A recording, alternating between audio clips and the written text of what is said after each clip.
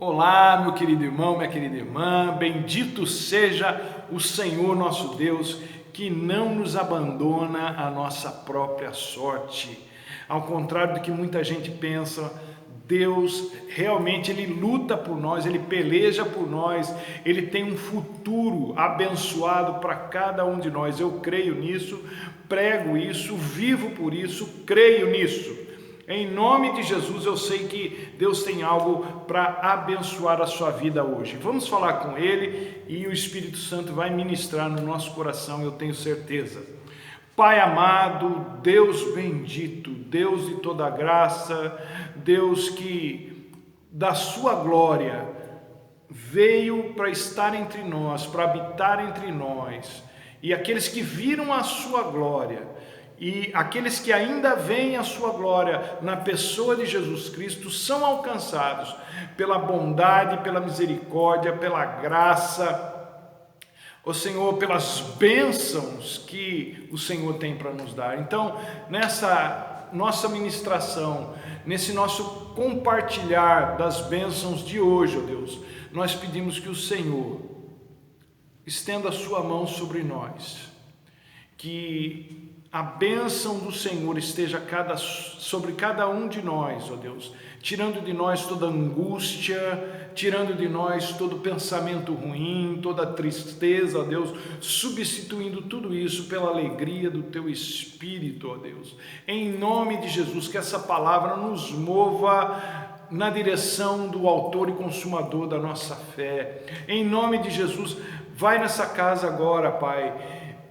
Toca essa pessoa que está, ó Deus, triste, que está abalada na sua fé por causa dos acontecimentos.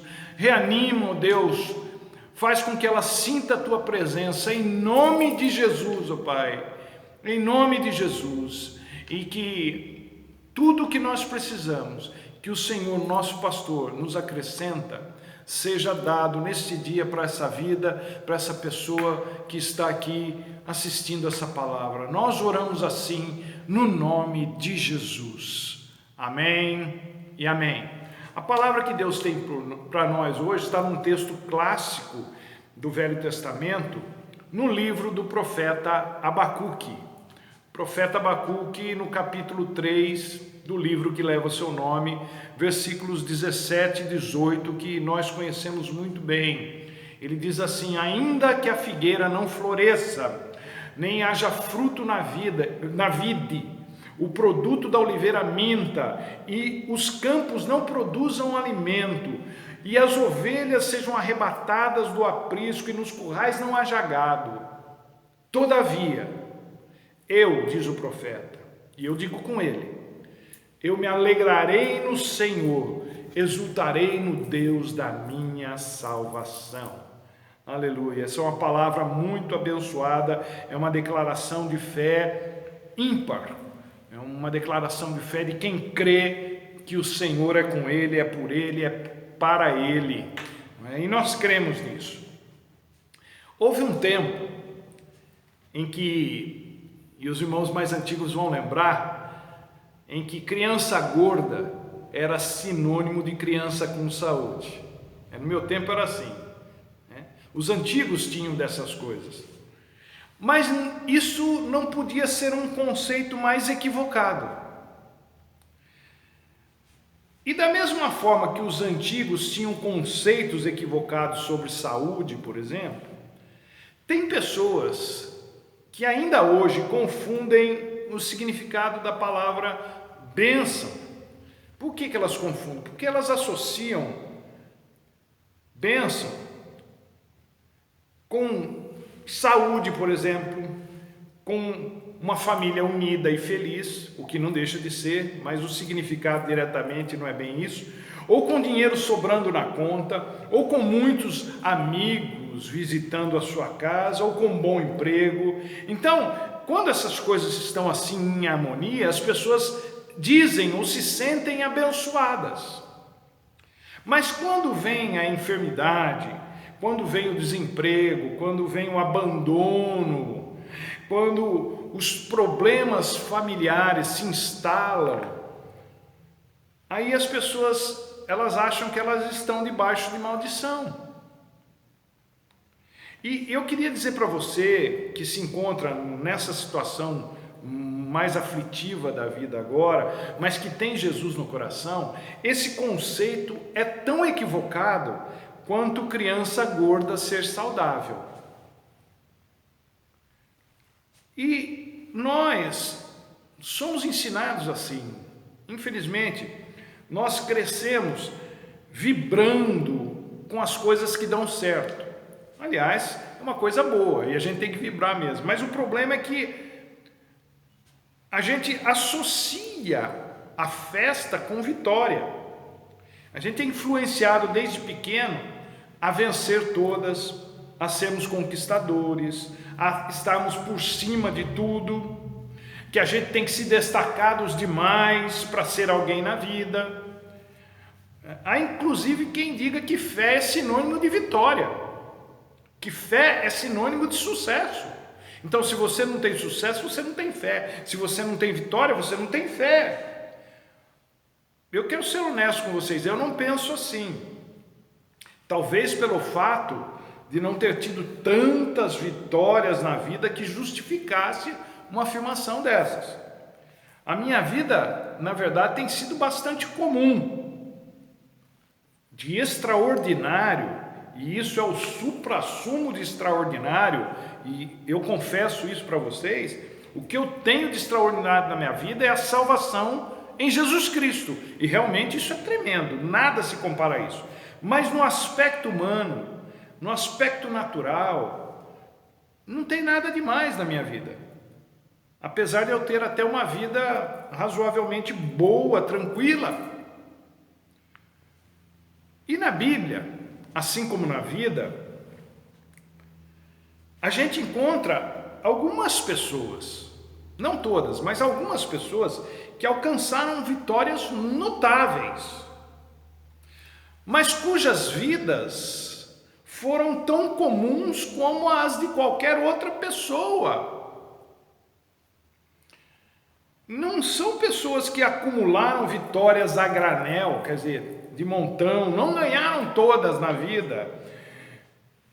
Essa ideia de que é possível ter uma vida só com vitórias, sem erros, sem fracassos, não tem nada a ver com a Bíblia e nem com a realidade da vida. Até porque uma pessoa cuja vida só é feita de sucesso, uma vida só feita de acertos, ela nem poderia falar muito, porque ela não tem nem referência do que não é ter o sucesso. Ela não tem comparação.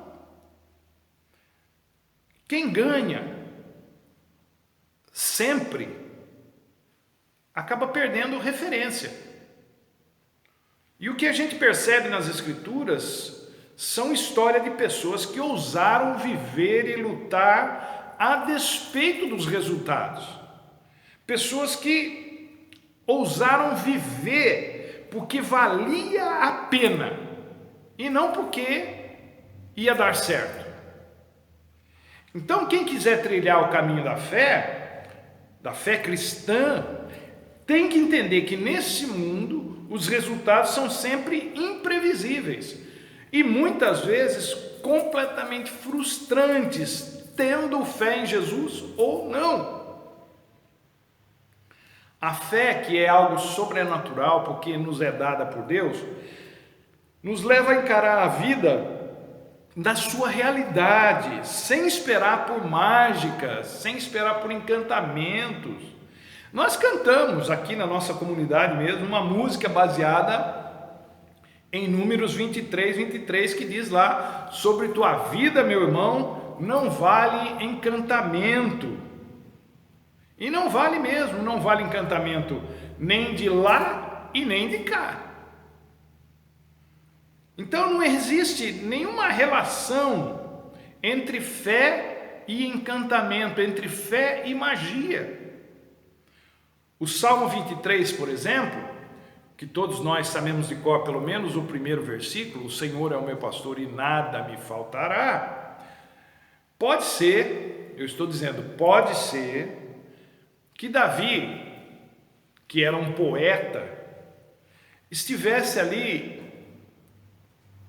dizendo que quando ele entendeu que o Senhor era o seu pastor, quando ele fez essa descoberta, ele entendeu que ele não precisasse de mais nada, que ele já tivesse tudo o que precisava só por ter o Senhor como pastor. Então, porque o Senhor é o meu pastor, eu sei que eu serei consolado, eu sei que eu serei sustentado, até quando eu tiver que enfrentar o vale da sombra da morte, eu não vou ter medo, porque o Senhor é o meu pastor, eu já tenho aquilo que me dá garantia. Davi, ele conseguiu colocar em palavras aquilo que ele sentia em relação a Deus, porque tem coisas que a gente não consegue descrever, mas ele conseguiu de uma forma muito simples, mas muito abençoada, e é evidente que por obra do Espírito Santo, ele conseguiu pôr em palavras aquilo que ele sentia em relação a Deus, aquilo que ele entendia da relação que tinha com Deus e da relação que Deus tinha com ele. Então, é muito interessante quando a gente lê algo nas Escrituras sobre alguém que tem uma experiência de vida com Deus, onde não há expectativas demasiadamente extraordinárias de nenhuma das partes. E a gente precisa aprender isso com Davi. O que a gente precisa aprender? Que o Senhor é o nosso pastor, e isso é o suficiente para não nos sentirmos privados de nada, ainda que tudo ao nosso redor esteja ruindo. Eu entendo, eu sei que realidade e fé podem parecer coisas antagônicas, contrárias em certas situações, mas isso acontece porque nós sempre temos essa tendência para uma visão materialista da vida.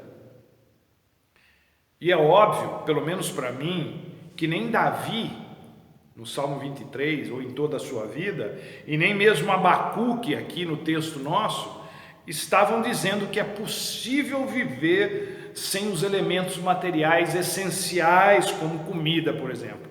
Não acredito que eles estejam falando sobre isso. O que eu penso que eles estavam insinuando é o mesmo que Paulo diz em Filipenses 4, 12 e 13. Paulo lá diz que ele aprendeu o segredo de viver bem em toda e qualquer situação. Então ele tinha aprendido que ele poderia suportar qualquer coisa que viesse contra ele. Por quê? Porque Deus o fortaleceria. Então Deus o sustentaria.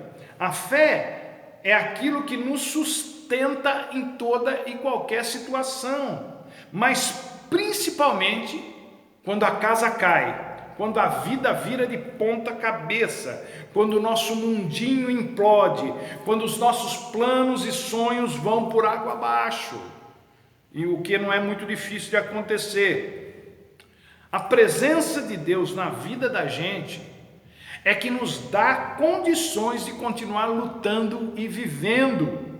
Você que tem Jesus na sua vida, pode aguentar tudo que vier pela frente, de bom e de ruim.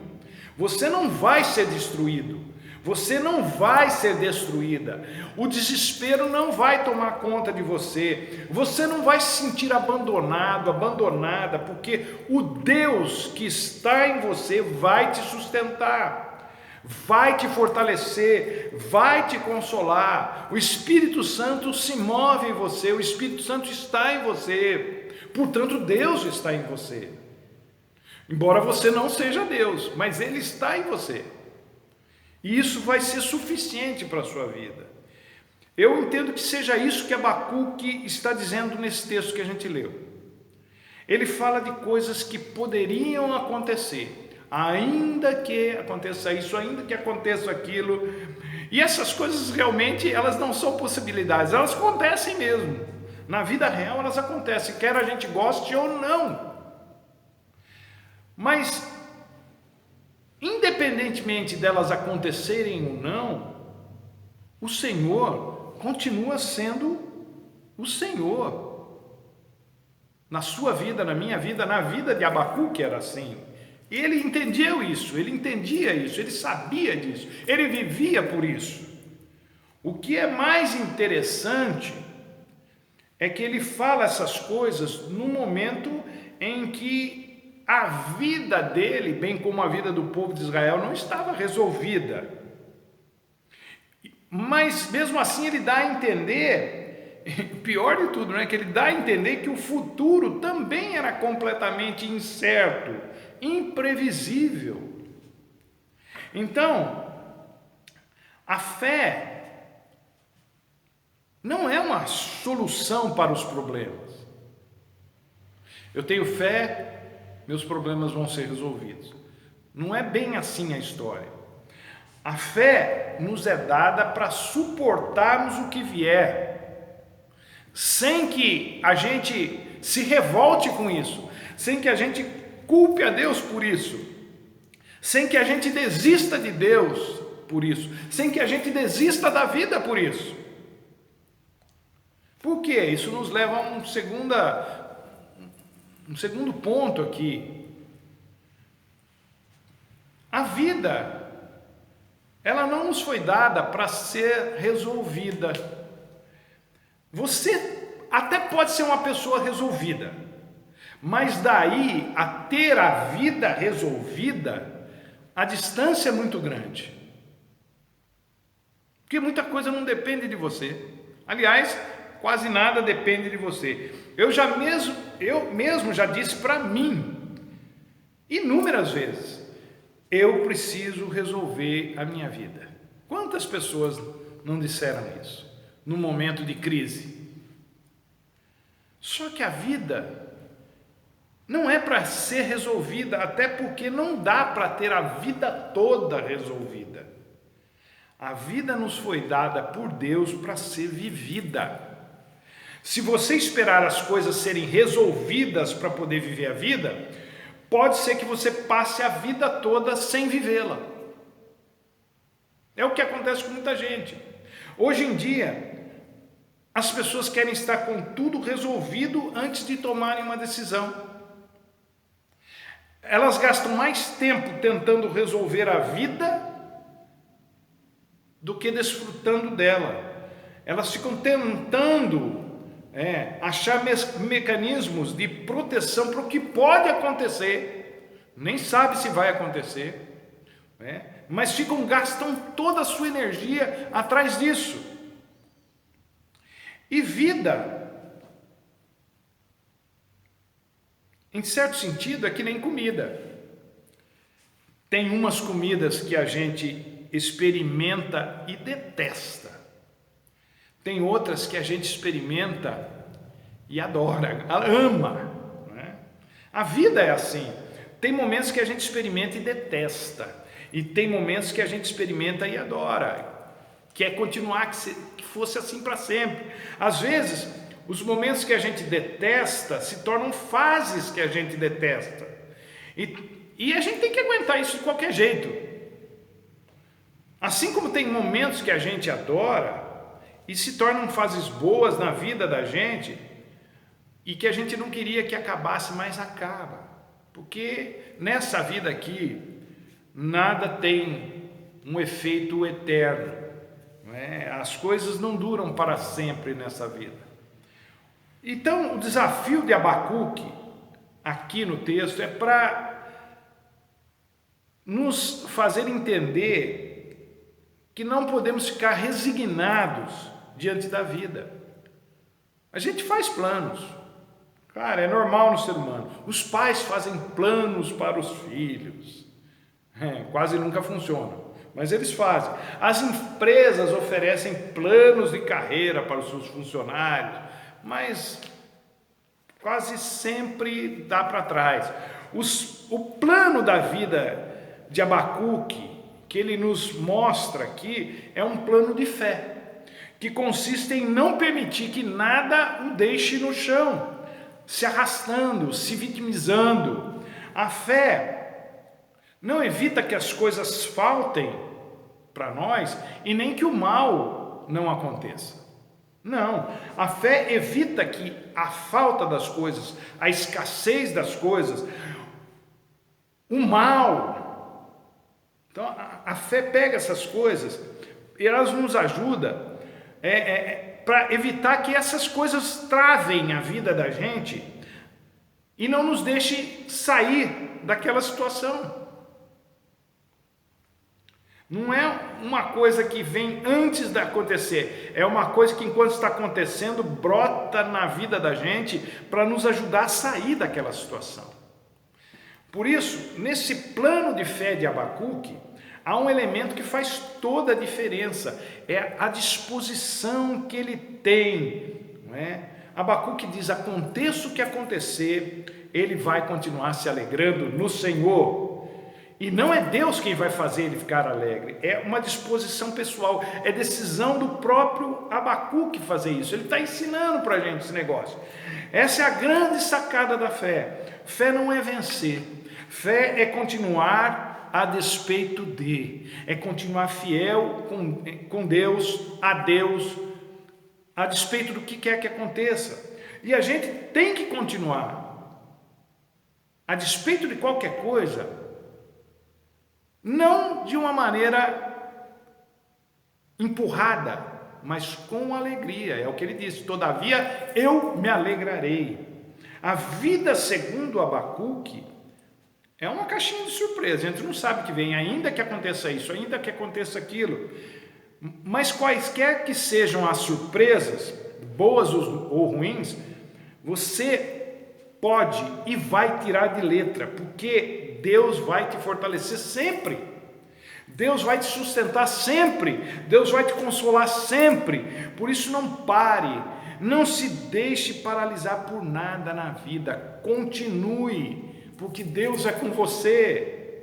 O fato de você ter tanto problema, ter ou estar enfrentando tanta luta e ainda estar vivo, e ainda estar viva, significa que Deus está te sustentando, Ele é com você.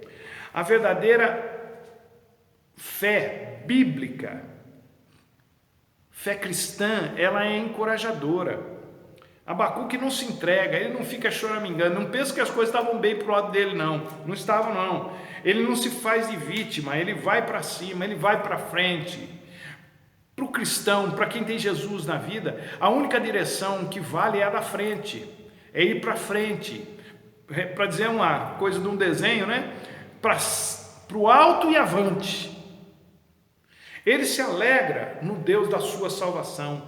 O resumo dessa oração de Abacuque é o seguinte: obrigado, Senhor, pela vida, e saiba que eu jamais vou desistir dela. Isso é gratidão no coração, isso é reconhecimento daquilo que Deus faz por nós e fez e vai continuar fazendo.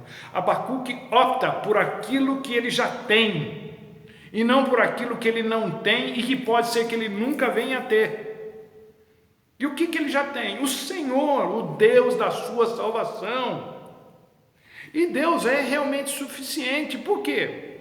Porque o justo, ele que escreveu isso no capítulo 2 aqui. Essa história começa com Abacuque. Essa revelação que Deus dá, ela vem através de Abacuque, primeiramente. Depois Paulo vai repeti-la e o escritor aos Hebreus também. O justo vive ou viverá pela sua fé. O cristão não se deixa ser derrotado nem por um presente difícil, uma situação atual difícil, e nem pela possibilidade de um futuro sombrio. Até porque, mesmo que haja um futuro sombrio, esse não será a última palavra na minha e nem na sua vida. Por quê? Porque há um futuro maravilhoso e eterno, mesmo depois de um futuro sombrio para quem tem Jesus na vida. Você consegue entender isso, meu irmão, minha irmã? Ainda que você passe por uma luta muito difícil, essa não é a última, e ainda que essa luta que você tenha na vida, como muitos irmãos têm passado ultimamente com essa história da pandemia, irmãos morrendo de Covid, ainda que essa realidade ela seja sombria, ela seja muito tenebrosa, uma coisa você tem que saber: essa não é a última realidade na sua vida, na vida de quem passou por isso. Não, para quem tem Jesus no coração, há um futuro além desse futuro sombrio. Há uma outra história além desse futuro sombrio para quem tem Jesus na sua vida.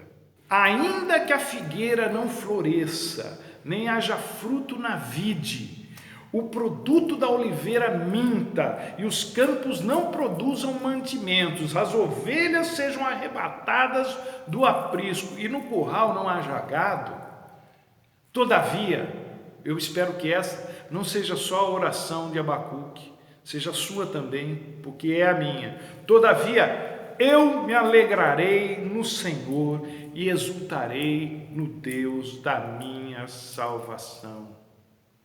Pode crer, meu querido, minha querida, Deus é com você. Você não precisa de muita coisa na vida para viver, mas de todas as coisas que você precisa para viver, você precisa saber que elas vêm para você, porque Deus é que as dá para você. Se você precisa de comida, é Deus que fornece. Não é? Se você precisa de roupa, é Deus que fornece. Se você precisa de um teto sobre sua cabeça, é Deus que fornece. Por quê? Porque é Ele que sustenta a nossa existência. Sem Deus nos dando esse suporte, eu e você não estaríamos nem aqui. Então, não se preocupe com o futuro, não é? Porque o seu futuro está nas mãos do nosso Deus. O meu futuro, o seu futuro, o nosso futuro não é um futuro sombrio, ainda que falte as coisas que a gente acha que são essenciais para a nossa vida. Essa não será a última palavra na nossa vida. A última palavra na nossa vida será um futuro maravilhoso quando Jesus nos levar para onde Ele está. Quando Jesus nos trouxer para a realidade espiritual dele. Eu creio isso, eu prego isso, eu vivo por isso. E eu espero que você também tome essa palavra para você e seja abençoado e seja abençoada. Deus, meu querido, seja com você na sua vida. Seja conosco no nosso dia a dia. E até a próxima, se Ele assim nos permitir.